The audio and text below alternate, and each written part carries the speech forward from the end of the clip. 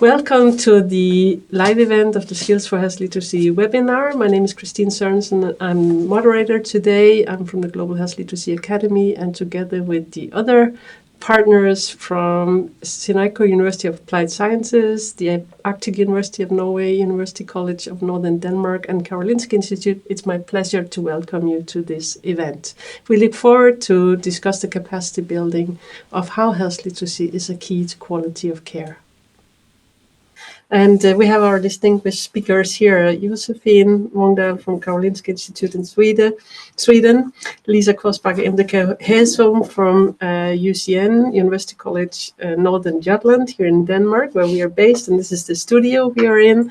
And then we have Bodil Blix from the Arctic University of Norway, and our colleague Bakker from Maastricht University in the Netherlands. And I'll invite Lisa to be with me here in the studio, so you'll probably see both of us here speaking through the camera. We have Mark in the Netherlands and Bodil Blix with us from Norway.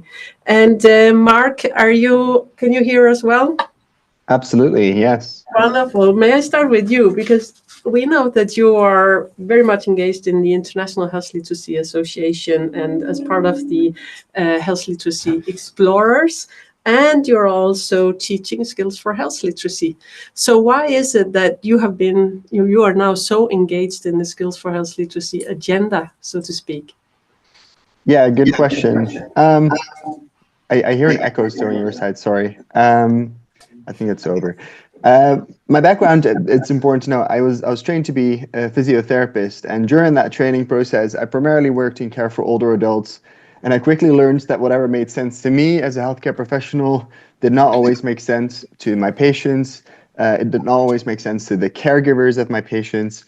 And so much of the information that we try to bring across gets lost in translation, whether that's lost in translation between my Northern Dutch dialect or Southern Dutch dialect, or whether that's lost in translation between native or non-native speakers, or lost in translation between professionals and patients.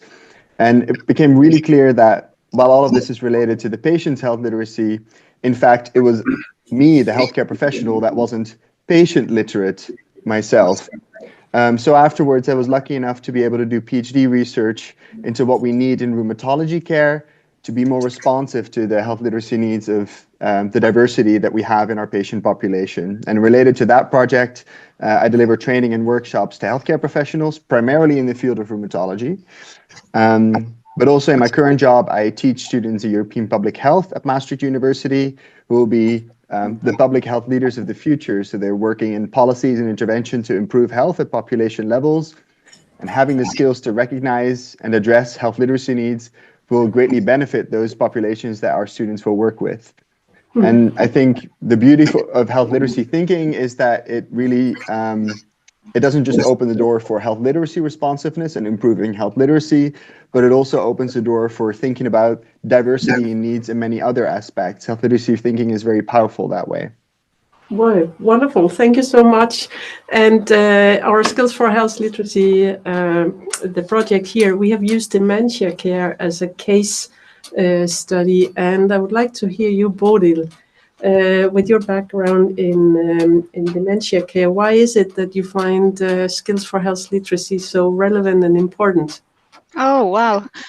Well, for me, health literacy is actually a question about health equity and social justice. And as I mentioned earlier, from my long-term involvement with people living with dementia and their family caregivers, I've learned that many describe being diagnosed with dementia as like falling into a black hole.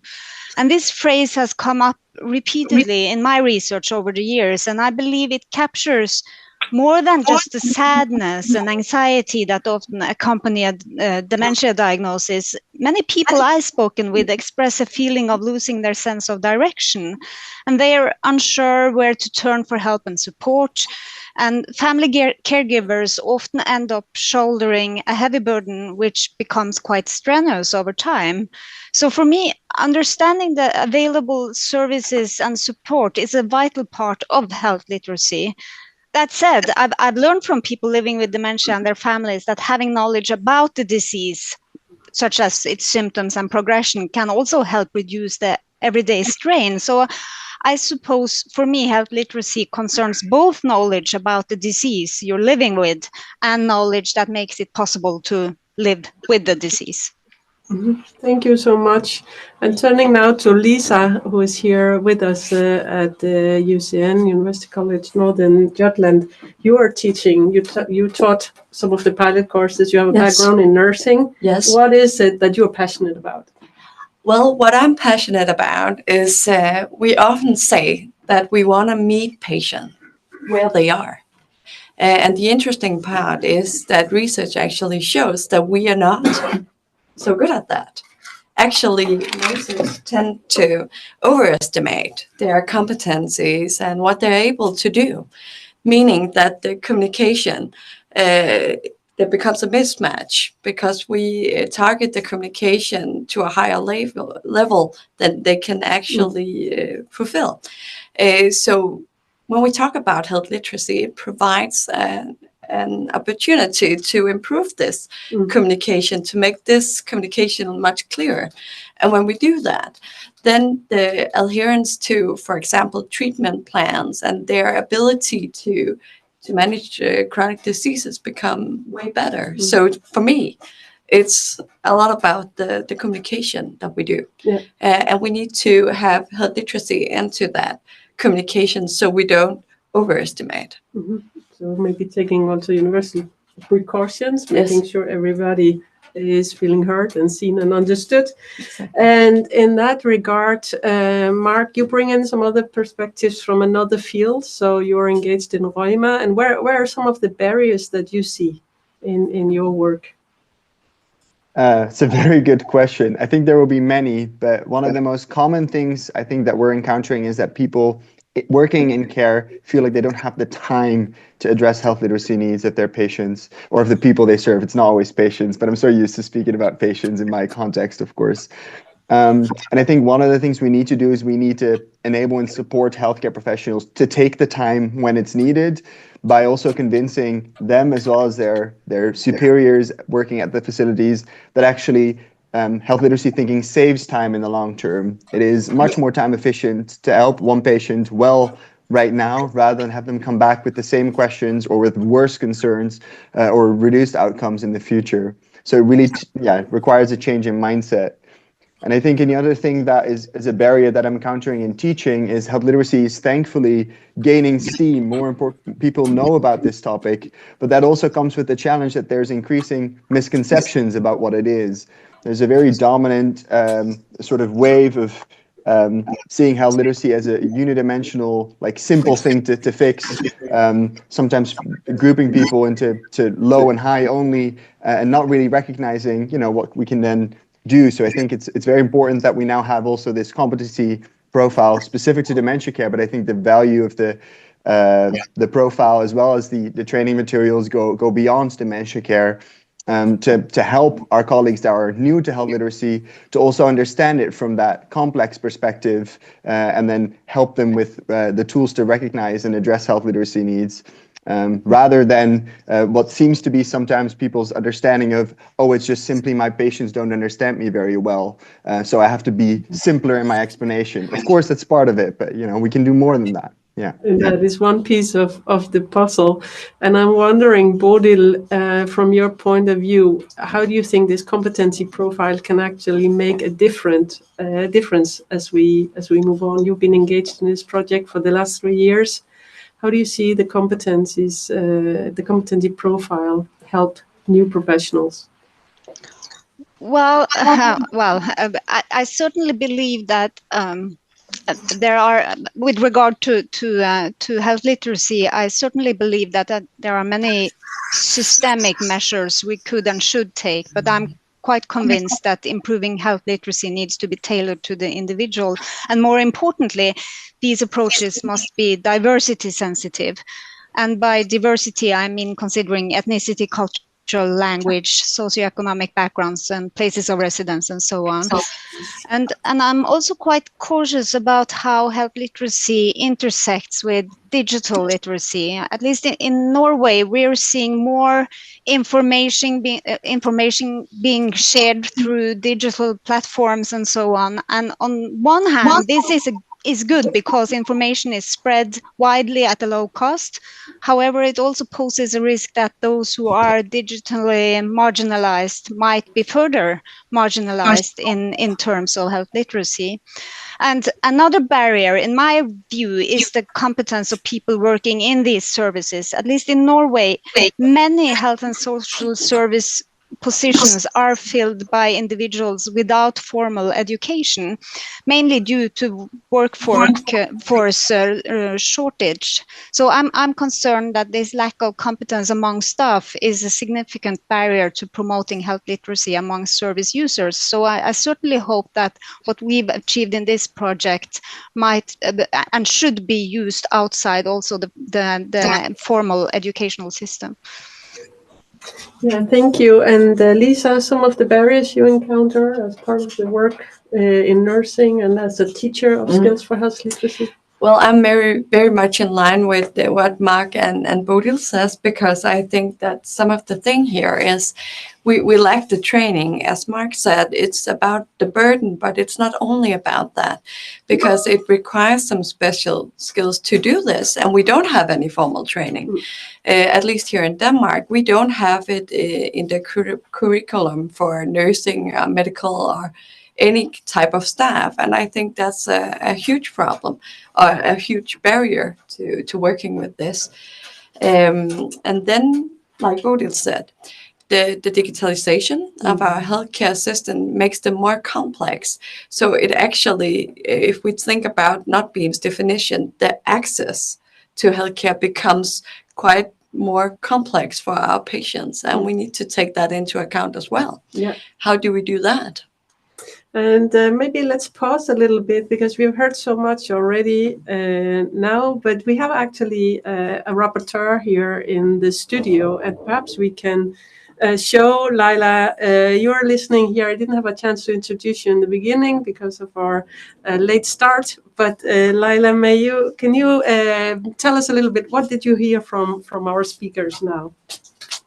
Well, I heard a lot of exciting things. I heard also that it's getting a bit complicated because the lack of digital health literacy, and there's a need also to make more people access to digital health literacy to make them have the other competences.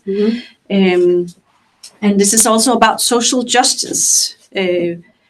Making the access to health literacy, you should also train this to have access for everybody. And there's a lot of solutions, and I'm excited to hear what else the solutions are. Yeah, so let's go back to some of the solutions and start with you, Mark. What are some of the exciting solutions that you see and that you want to bring to the next generation of health literacy experts? Yeah, thank you. I mean, I think one of the things is having competency profile and teaching materials to do that tailored training of the professionals that need it. I think there's a clear need, there's a clear excitement among healthcare professionals and social care professionals to start this work, but then where do you start? And I think this is a great step. I also think the power of health literacy champions and coalition building is really important. In many organizations, there are a couple of people that are really excited about this topic and want to make change, but it's important to find, like, you're not the only one that cares in your organization. You can be a very important voice, but find your partners that can help you with that work. I also think a very important thing in solutions to all of this is using the local wisdoms and allowing people to think outside the box of what solutions could be. We're so stuck in, we have an idea and we're told it's impossible. And I think health literacy thinking can help us really engage with patients, community members, caretakers, healthcare professionals, maybe not even healthcare professionals itself, but people working the front desk at a particular center. What do they think is needed for them in their work context to be more supportive of people with diverse health literacy needs. Mm-hmm. Think of things like the role of patient organizations, buddy systems, linking to social prescribing almost. So who in the community can actually be of support for this particular person? And then lastly, I think it's not about what we believe that people need in particular contexts, but it's about what people in that frontline work in the communities themselves think they may need. Yeah, we need to ask them, need to listen to them and do it not for them, but with them. And Bodil, what do you think could make a stronger impact? A project is something that starts and then it ends again, but what is it that we can take forward? What could make a stronger impact? I certainly hope that our project can help build a stronger competency profile among future health and social care professionals. However, I am concerned that it won't make much of a difference as long as positions in these services continue to be filled by people without formal education. So we also need to collaborate with unions. I think that's important.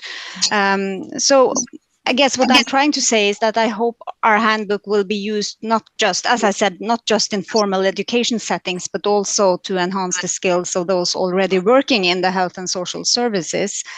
And also to relate to what Mark said, I also think that for our work to keep making a difference, of course, it's crucial to keep it fresh and updated with the latest knowledge and best practices, but it's also tremendously important to link this to the local context. So we should encourage participants to dive into and critically look at the services and legislations in their own regions. And this way, the course content stays relevant to the local practices and policies that the students will eventually be part of. Mm-hmm.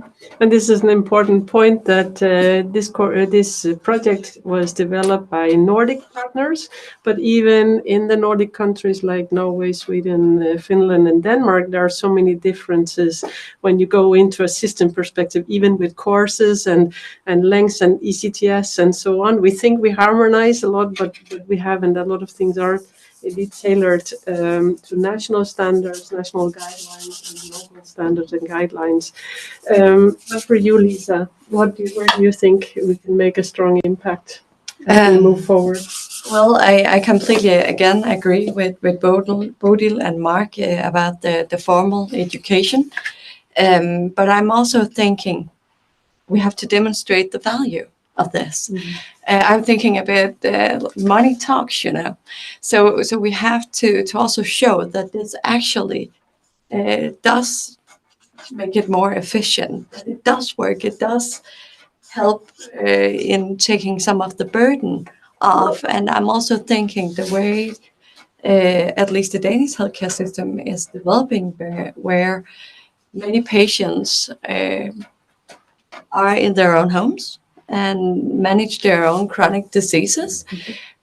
And if we can show that it's easier for them to do and their management gets better if we have a focus on health literacy, then I think we can go a long way. But money talks. Yeah, money talks. It's big business. Yeah. And it's back to one of the points that Mark said, that this is not a simple challenge to solve. It's much more complex than having plain language or speaking clearly. We are moving to some of the last questions before opening up the floor, but I do want to ask our listeners here today if you have any questions to ask the panel here or some of our other colleagues in the project, if some of them are joining the webinar, then please ask them in the chat, and we will ask the panel to respond to you in a moment. Mark, you are active in the Health Literacy Explorers of the International Health Literacy Association, and perhaps you can explain a little bit about what's the aim of the Health Literacy Explorers and what has it brought to you to actually discuss health literacy from an international perspective. Yeah, thank you. Sorry, I'm going to be rude and quickly refer to what Bodil was saying earlier also about local adaptations. I realize sometimes people in a local place don't call something health literacy or dementia health literacy, but the practices that they are using are actually health literacy practices. So that's also local knowledge and initiatives that we can capitalize on. And that actually does link to your actual question in the Health Literacy Explorers, because that's one of those environments where those local examples get discussed. It's a group of young early career researchers and practitioners who get together online virtually. It depends on the scheduling, but about once a month, every 2 months, to discuss an article, to discuss progress in research, to just catch up on what's new in the field of health literacy. And for me, as a junior researcher that worked relatively in isolation when it came to health literacy, it was in a very clinical environment where I was the only one working on this topic. It helped me enormously, both personally and professionally, to have a safe space where we can debate thoughts about working on health literacy, whether that be definitions or measurement or research methods or how to approach data collection or how to address health literacy needs or recognize health literacy needs. It's so important. And also to address possible misconceptions and gaps in knowledge with people new to the field, right? Like part of that is learning from others. Part of that is learning because you're teaching others how to talk about this type of topic because someone's new to the field and you get to share the knowledge that you've learned for the last couple of years. And that said, I also just really enjoyed getting to know so many people, like-minded individuals that work on these topics and hang out virtually every once in a while, because it really breaks up your work week behind your computer so nicely to speak to like-minded individuals and learn together. Yeah, thank you Highly so much. recommend it. Yeah, everybody's welcome. And just to recall, this the Skills for Health Literacy is funded by the European Commission, by the Erasmus Plus program. And we're wondering, Bodil, so Norway is not part of EU, but we have a lot of collaborating agreements. But why is it that it's attractive for you to work with others on this type of projects? Well, as I said repeatedly now, I am quite confident that our work will serve as sort of a starting point. But I do think that to enhance the competency profile in Norway, and as in any other context, our work needs to be continuously updated and to reflect the latest knowledge and practices. And it also has to be adapted to fit the local context where it's applied. But so one might wonder why we put so much effort into something that could be outdated quite quickly. But I believe that what we've accomplished in this project through this collaboration across the borders can provide a framework for future work and improvements and collaborations. So this, I believe, will strengthen health literacy competency among health and care professionals working with people living with dementia in various settings. But above all, I believe our work can help raise awareness about the importance of health literacy for people living with dementia, those surrounding them and those working with them. Mm-hmm. Thank you. So capacity building is the key also to quality of care, but it involves more people than the social and healthcare workers, also the caregivers. We heard about the World Health Organization, we heard about communities. Lisa, how did you bring this into the courses and how do you see it move forward? Well, I'm thinking about what should be in the courses, and the good thing about this project is that we have piloted quite a lot, many things, and one thing we found is it's important that we actually train skills, not just talk about it, but how do we actually build up these skills in our professionals. For instance, here at UCN, we used simulation training of skills where they were in this situation where they had to identify the level of health literacy and so on. So I think that's the way to go. Mm-hmm. And we need to, like Jelle said, raise awareness and get this into our formal curricula. Yeah. So this is what we are trying, and now we're curious to hear from you who joined the webinar. What are your thoughts? What are your questions? Do you have any remarks or comments? And we open for the floor, and have some people to help us here with questions to see what kind of interest does this spark, the whole discussion about capacity building of health and social care professionals? Just checking here. I'm looking at the chat. I'm Charlotte, and there are no questions right now, so please feel free to ask questions. Thank you, Charlotte. And I know we have also our colleague Josefin. Maybe Josefin and Mark has Mark, any other reflection from your side? Well, actually, I wanted to ask a question to the team. Actually, obviously, I work in a different field, but on capacity building, and I'm just curious: to what extent do you think the course that is geared towards the health and social care and dementia care is useful to people working in different contexts? Does it need adaptations? Does it need? Yeah, can you reflect upon that? So let me look to Lisa and Josefin, if Josefin is still online. Yes, maybe I can start, Mark, and it's a good it's a good question. On the top of my head, I would say it's quite easy to adapt to other healthcare professions than nursing from here.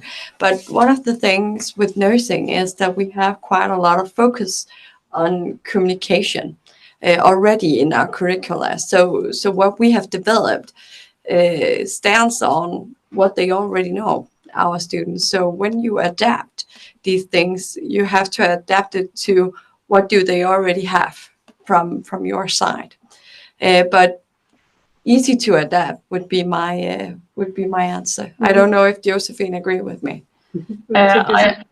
I agree with you, and also because just to link this to the handbook and to the MOOC course, what I said, that it could be used partly or like the whole course at once, and that's why also how it is developed as units.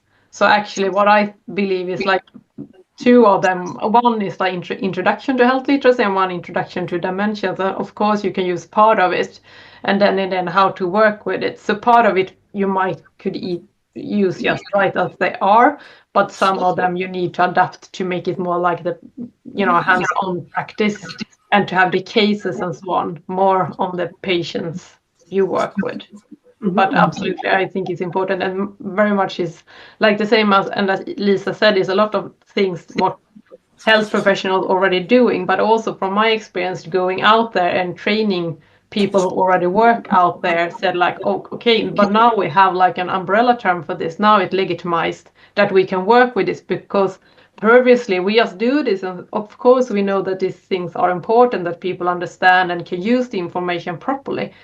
But if we don't have this framework or concept to say, then it's not really that people are legitimized to work with it. But when they have learned about health literacy, from my perspective, is that people are more like, okay, now we actually can do this, and we have, because then you have so much which back you up and why you do this. So also, even how good healthcare we have and all the medicines and, but we also want people to be able to use it correctly and to benefits of it, and then you need to take care of health literacy. And that's what I feel when I'm out there, that people really get to give, okay, it's not just it's not knowledge, it's more like the learning throughout their life, because information is always new every year, and then you need to adapt your information and how you use it.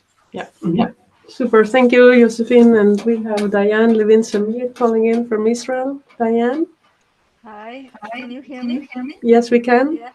Unfortunately, my camera isn't working. I'm at a different computer, so if it's okay, I'll just speak without a camera. Is that okay? That's fine, it works well, thanks. Okay, thanks.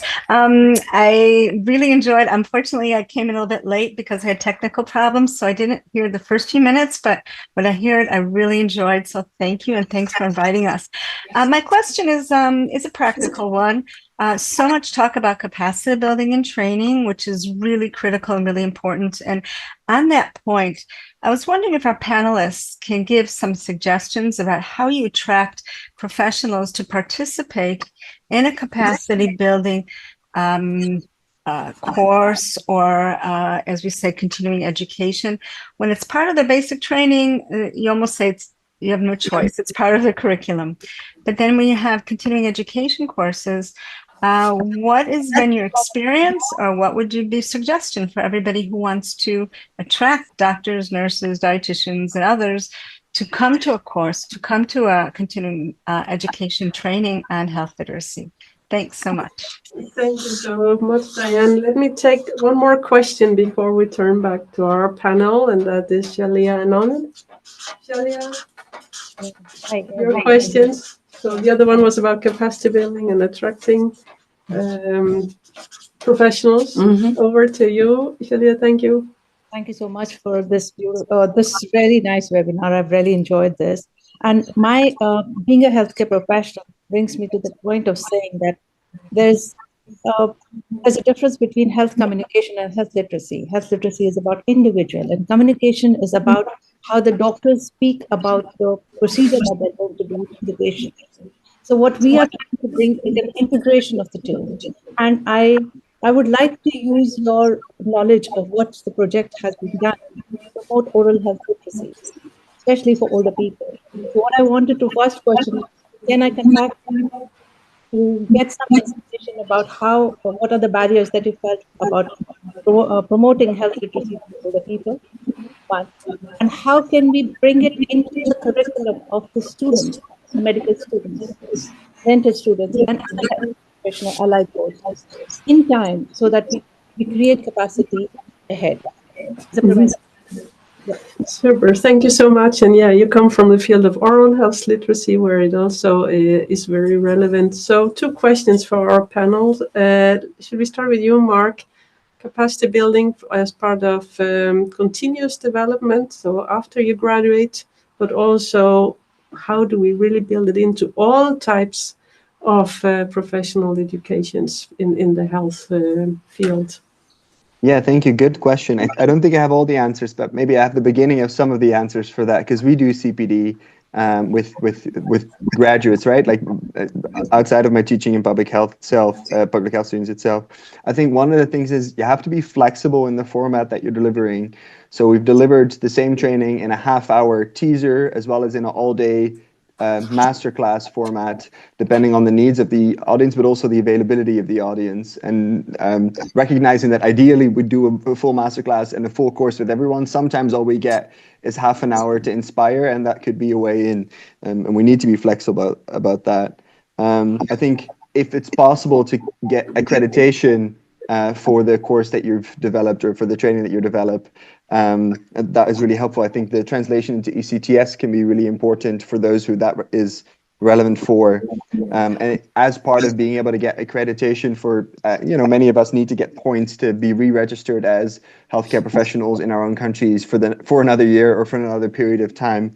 Partnering with known organizations that deliver these type of CPD trainings can really help. So in our case, as much as that's sometimes frowned upon, our strong partner in that is pharmaceutical organizations, corporations that organize these trainings. They're not allowed to be involved in the content of those trainings, but they're the ones actually funding and organizing these sessions, making it possible for people to attend as part of their CPD.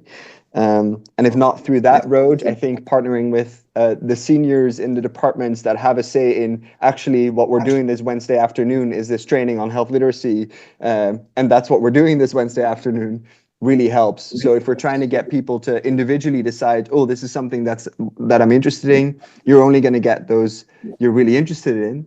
If the head of department designates particular time, and sometimes it's not a lot of time, but particular time for their monthly training that is dedicated to health literacy, that gives you an opportunity to speak to everyone. Mm-hmm. Thank you. And Bodil, may I ask you the same 2 questions? Yeah, these are very good questions, both. And as I mentioned earlier, I think one key to this is unions.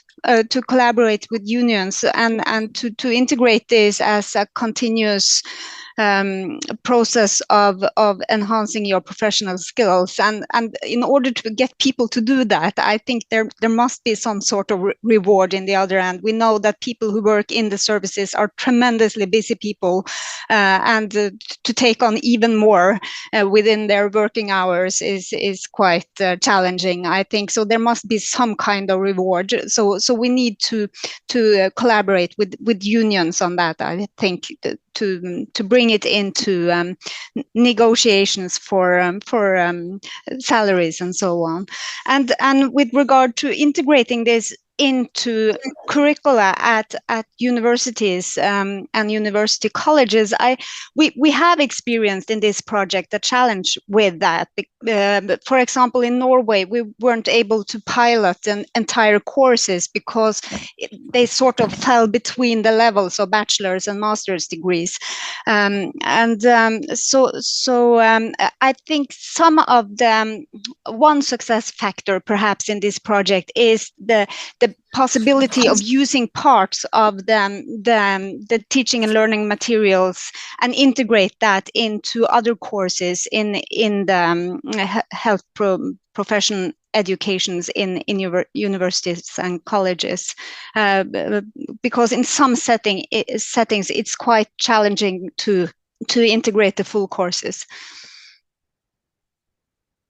Much, and I would love to hear Lisa's perspective. Yes, but I totally agree. Again, we need to do it in different formats when we offer these courses. But I'm also thinking about this is a practical skill, so maybe if it's already educated healthcare professionals, we have to meet them in their setting, and maybe they don't have to come to us, but we come out there and provide the education and offer a course that's in their everyday life out there when they are working. So that's the short answer for that. And integrating it into curriculum is quite challenging, as Bodil said.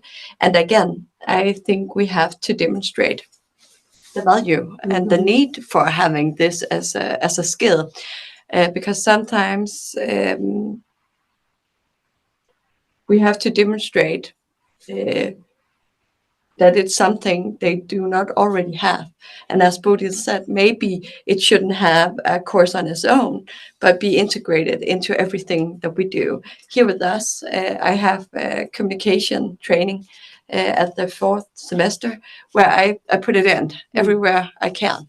Even it's not in the formal curriculum, I still do it in every subject. You integrate it because it's part of the mindset, yes, or the backbone of your courses. Exactly. So I want to, for just a short moment, turn to our rapporteur, Laila, who has been drawing while we have been talking here. And Laila, what have you added about coalitions and solutions and capacity building? Well, I have added that I've heard that there's so much wisdom also with the professionals that they are working together with. And therefore, one of the solutions is to work together local also. And there's also excitement about this. They want to make these changes, but we have to keep the training early and also in the curriculum.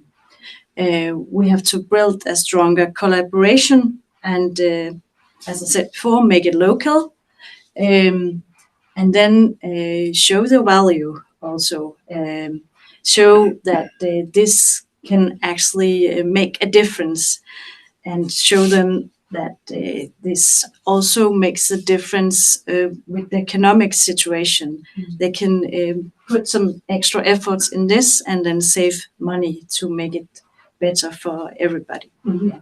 Wonderful. Thank you so much for listening so well. And then let's ask our panelists here for a final input. And Mark, if you're going to meet Ursula von der Leyen, the Commissioner for the European Union, and you meet her in the lift, what would you ask her about health literacy? Ooh, tough question. The good thing that's a hypothetical. I would ask her, I think, to look at the poster that Lila just made of what we can do, because I think it's a very good preview of an overview. Thank you so much. What I think I would ask her for health literacy is how we can support healthcare workers and social care workers to do this type of work. Funding is very key. Often we have to do this in terms of almost hobbyist projects, and I'm really glad the Skills for Health Literacy project found that funding through the European funding streams. And I think we need to work together to make sure that we can fund the work that we need to do for that. Yeah, thank you so much. And Bodil, we know you are in the north of Norway, far away from everybody, especially far away from Brussels. What is it that you would like to persuade the commissioner for the European Union if it was up to you? First of all, I have to say that we're not far away from everybody. We're quite close to each other up here. So it's in your perspective, we're far away, but in our perspective, we're quite closely knit up here. So just to point that out. Well, if I was lucky enough to meet her in an elevator, I'm not sure health literacy would be my first topic of choice, I must admit. But if I had the opportunity, I would discuss with her how the EU would work to achieve health equity and social justice, and perhaps through that entrance also bring up the topic of health literacy. Perfect, thank you. And thank you for highlighting the knitted community and how close you are in the north of Norway. And basically, we are just a click away, and we have to remember that. Lisa? Well, yeah, like they said, a tough question, Kristine. But right here, I'm thinking about the digital health literacy subject. So I think I would ask her about the shared decision-making part. Have they thought about how we make sure the patients are prepared for that, and how the responsibility we try to give to them and make them more self-sufficient? How would we do that? And could health literacy be a cornerstone in that? Mm-hmm. Because I believe it can. Yeah, I believe it's really important in that. Yeah. Mm-hmm. So let me now try to wrap up the webinar, and I'll go over to our sketch here. Yes, indeed, we need to focus on health literacy can give justice. And we have to remember it's about quality of life eventually. That would be what I would tell her if I meet her in the lift. That health is a means to quality of life, and therefore it's also part of the EU agenda. And then I would add that it's part of human rights.